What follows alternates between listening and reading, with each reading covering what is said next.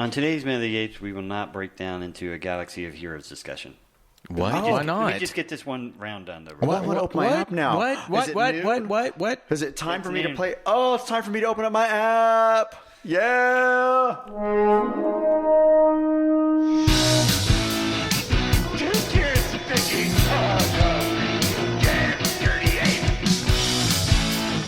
Exercise put an ape-maker human down. Then talks. Of the divine bound. We are determined to know what the apes want. War or peace. And if it is man's destiny one day to be dominated, then oh please God, let him be dominated by such as you.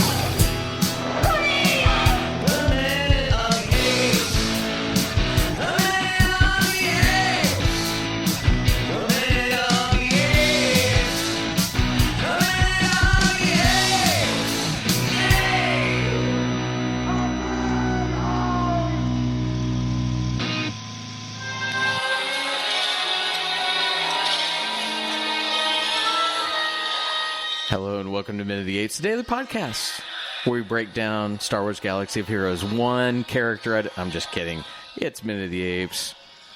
And even though that is really loud, and is that supposed to be the commotion of... Don't you have to pay now for using that much of their music? I know. I would just gave them a big freaking advertisement. If they don't like it, I didn't... They can kiss my ass. Mark a spot because you're all ass. It is Minute of the Apes, the daily podcast where we break down every minute of the Planet of the Apes movies, 1 minute at a time. I'm Todd. That was Richard and Sean. And That's hilarious. we really weren't going to talk Galaxy of Heroes until Sean teased that we weren't going to. And then Richard and I both were like, wait, let's talk. Let's open our app. Let's do Galaxy of Heroes. But we're talking about apes. Can we talk about apes? Well, we Let's go wasted to so much Thursday. time yesterday. Let's get right to it. Minute 34. This is Bourbon Thursday. Yeah. Ooh, hey. Minute 34. Tell us what's going on, Sean. Start minute 34 with Caesar making a drink and ends with Breck's assistant saying that conditioning is the only thing that takes effect. Let's go to the shaken, not stirred moment of Conquest of the Planet of the Apes. Nice.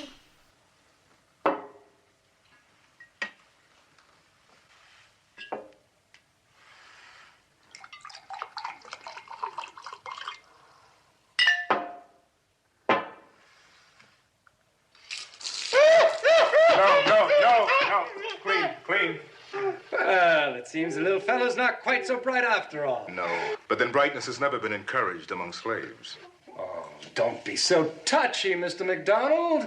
All of us were slaves once, in one sense of the word or another. If you feel the ape's unsatisfactory, Mr. Governor, we can send him back for reconditioning. That isn't necessary. You're quite right, Mr. McDonald. But not for any of your bleeding heart reasons. Recondition them.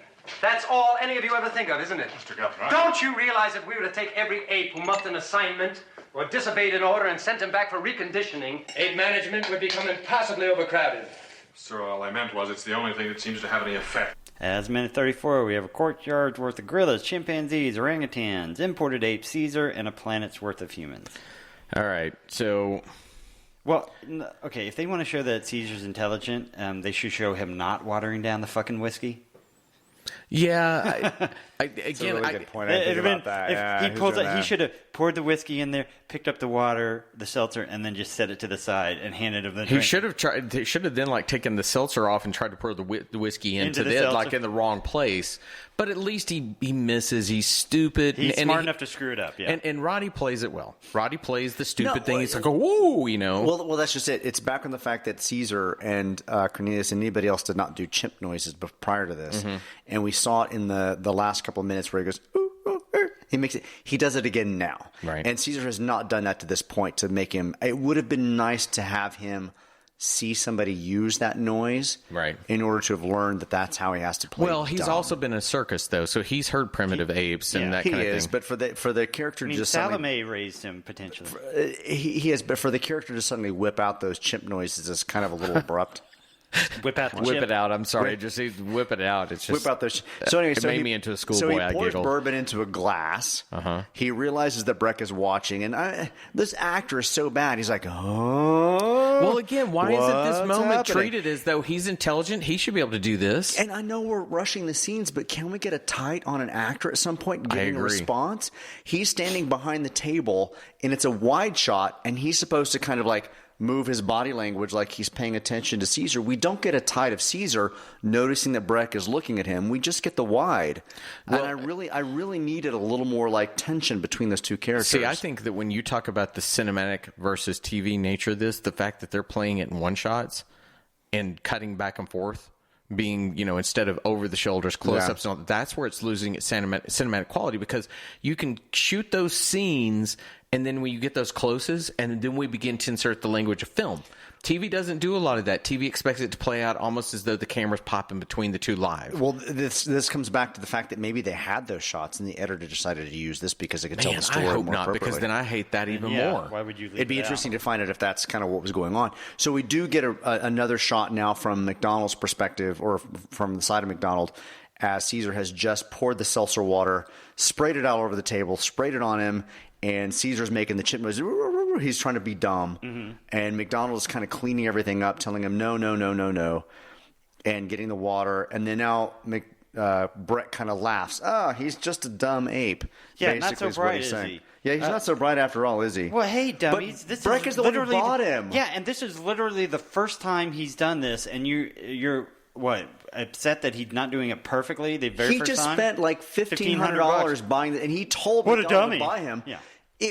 That line, he's not so bright after all, would make more relevance if McDonald was the one who insisted that Breck buy him, which is why Breck is now laughing at the fact that the monkey's not intelligent. Yeah. Or if somehow the intelligence conversation about apes played back in the fact that, see, they're all stupid.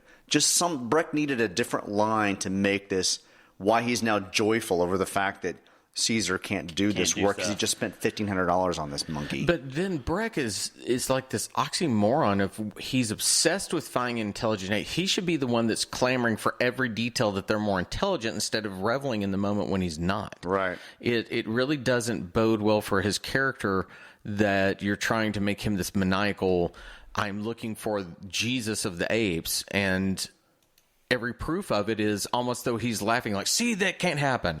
Wait, what did you say? It doesn't make sense. The line that actually kind of brings this back and makes it more relevant is McDonald picks up the bourbon, reaches out and begins to hand it to Breck, and he goes, but then brightness has never been encouraged among slaves. Yeah, and finally we get it. They are slaves.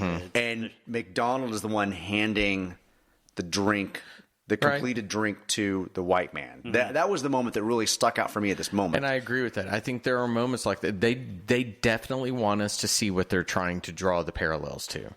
And I think that's a very strong moment. McDonald is still subservient. I mean, it's just like...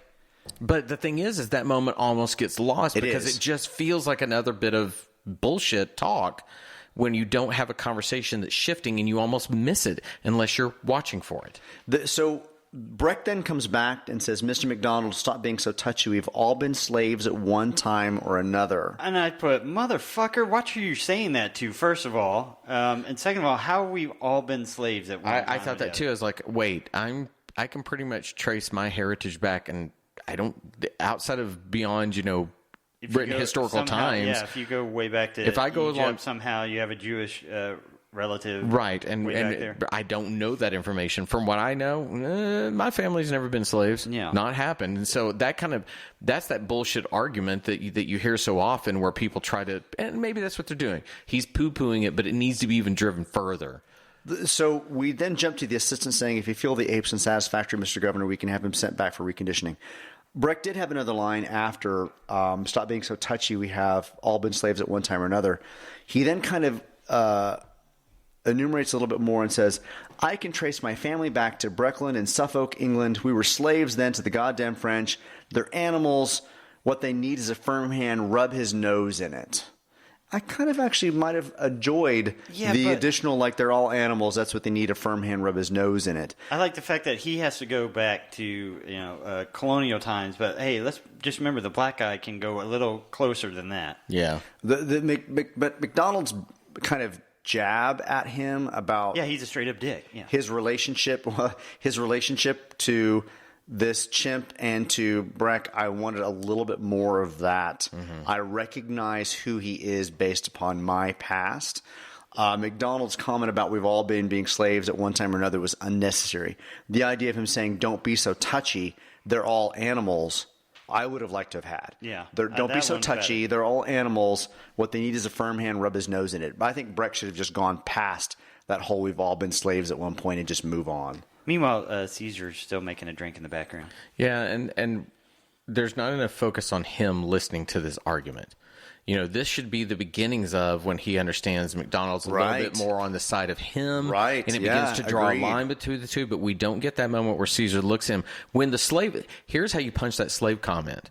When he hands it, have Caesar look up. And you could even frame that shot again to where we get a tight of him as he looks. You cut on the motion, and up. now you see him looking as he hands it. Says that, then he starts going, I get it. I don't know if Caesar's never learned about the slave history of this country while he was in the circus, but that will allow him to understand. McDonald hands Caesar some tongs to now pull ice out to finish kind of learning how to make a drink. And we didn't need a nod from McDonald, but a comforting look as he hands the tongs. He gives a little bit of one, but had we given that shot of Caesar looking directly at him, recognizing what's happening, Right. and McDonald giving him tongs kind of kindly would have spoke volumes. Outside of the first film, I look back on and think our main complaint was almost that the film tried to take on too many social issues and tackle it, and it seemed like it was going for every one of them, and it was all over the place. But it was so much more focused where you at least got why the characters were going where they're going. There were a few places where we thought they could have turned it up, but this scene, between the courtyard auction and this, it is really like there is no narrative throughput. It is just a series of situations to reiterate the same talk again. If they had only tried to make it, if they only defined this needs to be Caesar's under, at this point, these scenes are so Caesar and McDonald connect. It's so we understand about the governor, but there's none of that. I thought really I thought there was a very kind of modern language here when McDonald says the reconditioning isn't necessary, and Brett goes, "You're quite right, Mr. McDonald, but not because of your bleeding heart reasons." And I'm like, "Ooh, that sounds kind of relevant to how we speak about each other nowadays." And that's where some great science fiction can do that. Snowflake, I'd been like, "What?" Well, great science fiction can do that. You may not get that snowflake thing that becomes current with today's vernacular, but to do that about the bleeding heart.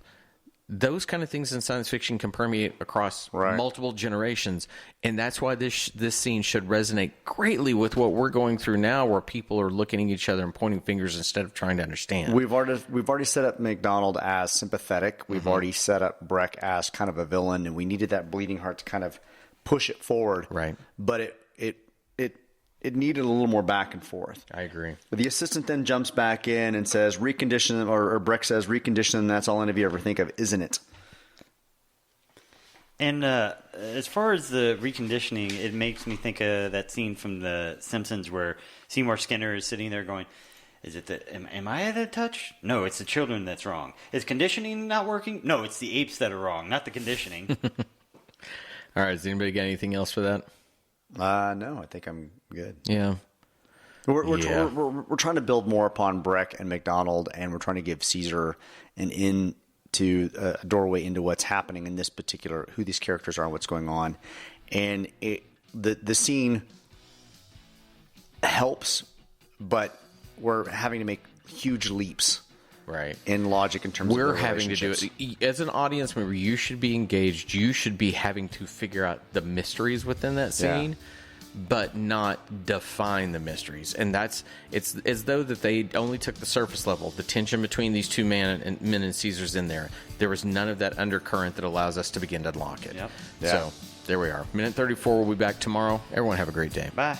Bye, everybody. The Minute of the Apes.